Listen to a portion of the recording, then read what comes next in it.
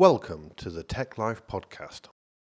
In this episode, I grabbed some time with Justin Chalfant, ex-Microsoftie and founder of PatchMyPC. We got a chance to talk about the impact of his product on admins, learning styles and being introverted, shenanigans, ice hockey and dancing. I hope you enjoy, and don't forget to subscribe, turn on your notifications for upcoming episodes and drop a like or comment. Morning, Justin. Morning. Been absolutely brilliant to actually get some time with yourself. We're at MMS, it's very full on and everyone's time is really precious, so it's really appreciated. Yeah, you're welcome. Yeah. Now, I've spoken to you for on and off for quite a while over the last few years, so I know you, but do you want to just give a bit of background of who you are, where you're from, and quite obviously, with it on top of your head? Sure, absolutely. So I'm Justin Chalfant. I am the founder at PatchMyPC. We have a company that really goes and focuses on application management in whole, whether it's patching, packaging apps, saving time, making sure they're up to date. I was at Microsoft prior to starting PatchMyPC, so I was a PFE really in the system management space. So Config Man was a big focus. When Intune came out, also did some work on there. And then just kind of jumped into PatchMyPC. We're at 34 employees now. Wow, so growing quite rapidly. Yeah, we've nearly doubled probably in the past 8 months. Yeah, it's been a lot of fun. Well, that's interesting because PatchMyPC, obviously, clues in the name on that one is around patching, and devices and systems management. You come from that background. That's something that's very close to my heart. And everyone that's at this conference at the minute as well are really focused on systems management. Mm-hmm. In terms of that whole modern management world and what you tend to alleviate with PatchMyPC, what is probably the biggest thing that you see that customers and people in general that are not customers might be looking for that would benefit them in the biggest? Yeah, I think the big benefit from an administrator perspective would probably be the time savings, right? So, it's hard enough to know when new apps come out. So, Chrome vulnerability comes out, right? That's pretty obvious. But what about the other 400 or 500 apps that maybe aren't out there? Like, when do you even know that they're out of date? Where do you download them? How do you create the logic to detect it, the command lines? So I think the big benefit in time savings is time savings, as well as security is kind of the additional benefit. Make sure that your apps are up to date. I would say that's from like a user perspective. That's probably the biggest benefit that people like at this conference would see is that big time savings to do other things that they need to focus on as an administrator. That's interesting, that, because from an admin perspective, yes, the time saving, allowing me to get on away from the daily grind and do more of the innovative stuff is great, especially from an admin perspective. But also, especially from the kind of like the C-level and the organizational stance, security is obviously becoming much more forefront. Used to be a little bit of an afterthought, like, we really should secure stuff.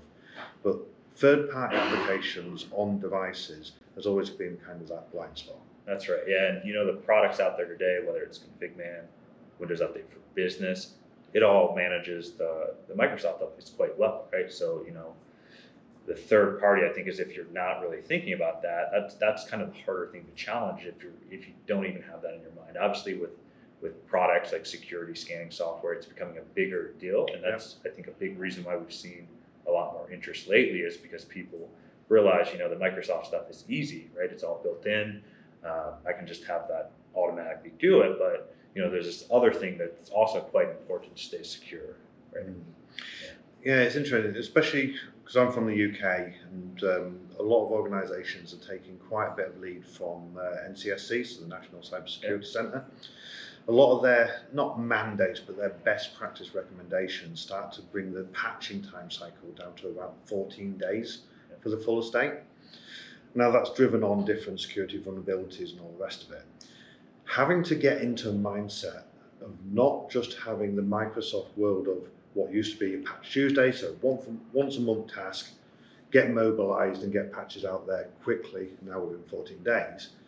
Third-party applications don't adhere, do they, to, or put words in your mouth, to a single time release date. That's right. Yeah, and that's one of the things that you need to keep in mind. Like, if you have your traditional, hey, I run patches once a month, that might not be good enough, specifically when these 0 days or security updates come out. As an example, at PatchMyPC, our catalog's updated generally 4 to 5 times per week, right? So I mean, within the period of a month, we might have 20 different releases, and I'd say on average we probably have between 4 to 8 products per day that we update, right? So you may have to consider, how frequently you want to deploy those, how your automatic deployment rules or your Intune assignments could change with that different type of cadence, to make sure that you're not going too long, for those third-party apps, because it is a little different than the typical kind of Patch Tuesday that you'd be accustomed to. Yeah, that's interesting. Some of them numbers, because that frequency on its own is one hurdle to have to go and get over. But then you mentioned the different types of vendors as well. So you're compounding the issue. It's not just, yes, fine, there's one thing to go and do 5 times a week. It's one thing times 8 different vendors 5 times a week. That's right. So it starts to scale quite significantly in terms of activities. That's right, yeah. Now, if you was to be an admin that wasn't utilising a tool like yourselves to do it, that would then bring in the whole concept of having to learn each individual manufacturer's or vendors' ways of installing stuff. That's more knowledge that they have to consume there. Yeah. And especially at this conference at the minute, it's all about that knowledge and the sharing. And quite a few people are finding it as information overload almost, because there's such good stuff coming out. Yeah.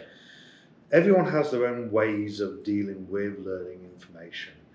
Do you have any particular styles that work for you? How do you best consume and act on information? Yeah, good question. So a couple ways, like let's say, for example, I was trying to learn how to package an application that just came out. For something where I'm taking action, trying to learn something, whether it's something technical where, hey, I would go figure out how to do this in a console, I'd probably just use Google to find, what are the top articles that talk about, packaging Notepad++, like, what are the silent command lines, Notepad++ silent install. If it's something kind of more broad, like I'm trying to learn new concepts, like whether it's around leadership or just something, books, for example, I'd say audio is something I've been doing quite a bit of, podcasting on Spotify. That's why when you asked me, hey, would you do a podcast with me? That was, that's interesting, because I've been kind of thinking past couple of years, like what would a podcast look like if it's in the system management, or maybe it's in some other space that I want to start. So I've been probably the last 2 years, I'd say, pretty heavy on audio, and I think the reason for that is, things are busy, right? So whether it's 10, 15, 20 minutes in a car, where you're focused on driving, you couldn't read a book, you couldn't do something like that. I think podcasts have become quite interesting over the past couple of years, for sure. And that's, if it's not technical things that I would have to implement, I'd say audio is where I'm leaning in a lot for learning. You see, that's an interesting thing for me, because it's not just the person and their learning styles, it sounds like, but you've also got the situational side. Yeah. People have got such busy lives. As you mentioned, that idea that sometimes if you are sat in a car for half an hour or so, you obviously can't watch something, but listening and absorbing information while you're doing, I don't want to say a completely mundane task, because you still need to pay attention to the road, but you can still learn stuff as you're going across on that side. Yeah. In terms of, so like you say, on the technical side, there's obviously lots of different schools of thoughts of how people then take information in and relate to it on more of a visual side of it. Yeah. Are you more of a visual learner? Do you like to see things mapped out and shown, or do you just want to see a wall of text that you can read through? Yeah, that's interesting, because I know a lot of people have different perspectives on like how they learn. For me, like when I'm learning something new, I'd say visual is pretty good for me, and that's actually one of the reasons why I started the YouTube channel, where I do config man, Intune, just different guides, was because visually was a easy way for me to learn. Like I'd have a video up on one side of the screen, I had the lab up somewhere else, and I just kind of follow along and go from a visual cue. But understanding that that's not how everyone learns. Like people on our team, for example, like we would have knowledge-based guides around the product, or even not related to our product, where it might be a video post on our website, and then other people on the team are like, no, I learned via text, right? I would want to go read kind of blog posts and pictures and actually consume the text. So for me personally, I'd say video is my style, but it's interesting to see how people learn differently in the space. Yeah, that's interesting that you are actually properly being aware of the different learning styles and adapting to their needs, because everyone's different on that side. Similar sort of vein and question of that. Conferences like this are great because you've got basically 5 dedicated days to go and both sit in sessions, learn stuff, and then go and ask people questions and get more deeper information on it. Outside of events like this, and mixed in with the humdrum of all the rest of the activities that go through a working life, how do you sort of schedule in either time for learning, just general organisational tasks that you have to get done, but also anything that is personal life related that needs to still get in and get done? Yeah, good question. So for me, what helps me personally is calendar management. So for example, knowing that my work style, I need to have some buffers in place, right? So I'm not constantly going on email, constantly going meeting after meeting. So each day I have 3 buffers on my calendar of 30 minutes. Some days there might be slots where there's like an hour, but I'll know, hey, that time is for kind of me time to go learn, go see what's going on, online, read some blogs, watch some videos around, things that I'm interested in. So I think, having some time pre-blocked out. So Maria and I, for example, will have 2 events blocked out like throughout the workday as well each week, where we go, do something that we like. So I think having it pre-blocked, otherwise you just get consumed in the meetings, the questions, just, not making that time intentionally for me would be where that would never happen if I didn't do it that way. Yeah, interesting. Yeah. So I was having a conversation with somebody else earlier, where that whole idea of people that are either starting within the roles within IT, or even some people that have been around for a long time, but don't really want to ask or feel like they can bother other people. Mm-hmm. Some people are kind of afraid of asking that stupid question. What's your thoughts on people that do have questions, but maybe either be a bit more timid or intimidated of asking them? Yeah, that's a good question. So, I was this way for a while, like before I started presenting, where super introverted. Like I've got the, let's see if I can find it. I've got the I'm introverted ribbon, and I could relate to that quite a bit. But, when you're a speaker, for example, like even getting questions is actually something that's super helpful. People are engaged. So I think, by asking questions, it's not only helpful for you to get the answers, but speakers and people in the community, that's something that they know you're engaged, and they can help hopefully provide some insight, which is actually something that drives a lot of people in this space, like knowing, hey, throughout the time that I've been learning this, maybe I could help other people. And that's that's something that I think is it can be hard, like if you're introverted and you don't like speaking up at conferences, but like it's helpful for other people that may have that question as well. So I think just try it, and what's the worst that could happen? Like try to think about worst thing. I can't think of any, right? So I mean, it's tough, but it helps other people, makes the speakers know they're contributing and helping people as well. So I think that's something you could keep in mind. So I can absolutely relate to the whole introvert side of it, because I know people argue around the whole term of extroverted introvert, but I tend to identify that personally with myself, where I can come and I can talk and I can be loud for a while, but then I can tend to fold in on myself and I just need to shut the world out. Do you get to a stage where you need to just shut the world out? And if so, what do you do to kind of rebalance yourself? Yeah, good question. So, for me, once I'm, consumed in a conference, say 8 hours a day, like that's where I start to need the time, kind of me time to recharge, right? So I don't, if I'm talking all day, I will need like some me time, right, to recharge. It's just the way that, I am. But I know for some people, like that's where they get the energy. They could go, 16, 18-hour days. But for me, like, interacting is awesome. Like I love doing it. Yep. But then there might be the point, at night where it's like, okay, yeah, I need some time to just go sit and do nothing, right? So that's, it just depends on how your personality is. But for me, I'll need that same thing like you, that alone time to kind of recharge. Yeah.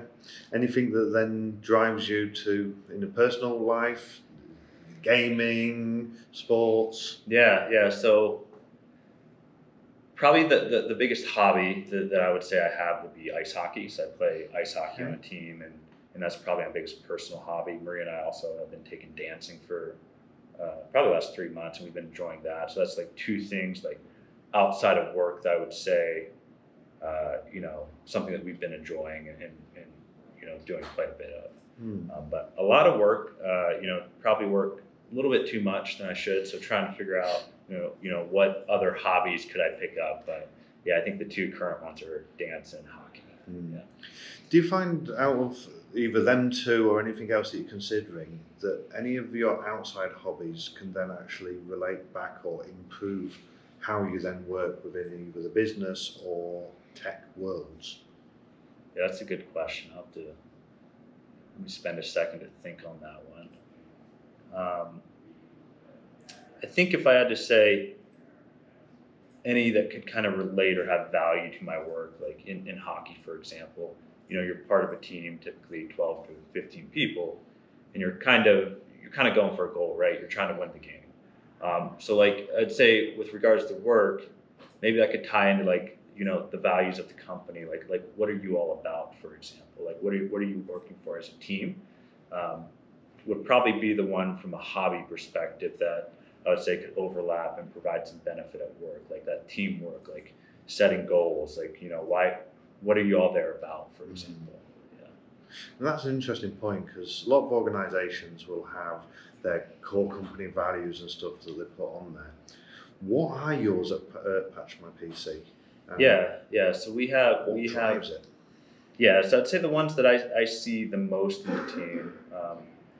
We have this one value called create experiences, right? So it's about So how can you do something that stands out when you're interacting with customers, when you're interacting with your own teammates? I would say that's one that, as a company, we see quite a bit. Also another one would be humility. So I think one of the reasons that we're able to bring people on, like, is the humility to say, hey, we don't have all the answers, right? And when you have that mindset as a team, you're able to go and learn faster. You're able to fail. You're not afraid to fail if you're humble and accept, hey, we're going to make mistakes and think big about this. So I think it's a big part of a company to know why you're a company. Like how do you expect to interact with your teammates, with your customers? And I think that if you truly have values that are actually shown by people, and it's not just something on the wall, I think that's super special. And I think that's something we have today as a company. I like that, and I've experienced it. We're talking to some of your teams. It does absolutely shine through, that whole idea of being humble enough, but creating that experience, the way they extol it, and so on. Yeah, we have a fun value. I'd say we call it no shenanigans. So it's basically, hey, we're going to be transparent, right? Yeah. We're not going to do things that are kind of questionable, right? Just for profit or just for something else. So that's kind of one that as a team we have a lot of fun with. We actually have a team's channel called Shenanigans, where it's kind of the non-work related discussions, right? But we kind of make a joke of it. But that's one that as a company I think we have the most fun with. Nice. Yeah.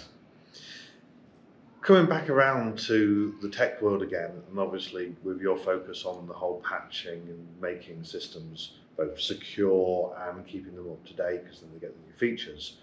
What's probably both the most exciting tech that you see either generally across the Microsoft stack, and might have even heard this week, that you think actually that would be something really good just to keep an eye on?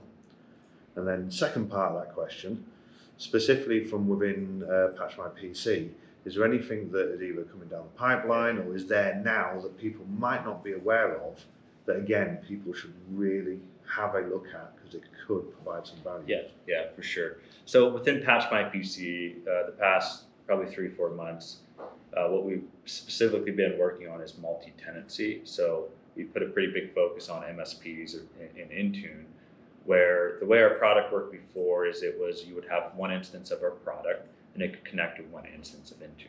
So that caused some challenges with managed service providers who would have 10, 20, 30, 50, 100 different tenants that they're managing at once, where we didn't really initially build that for that specific scenario. So one thing probably in the next week or two we'll be releasing to production, which will be a multi-tenant where you have one installation, but you can connect to a numerous amount of tenants all from a single install, rather than having to have VMs and instances of our product for each individual.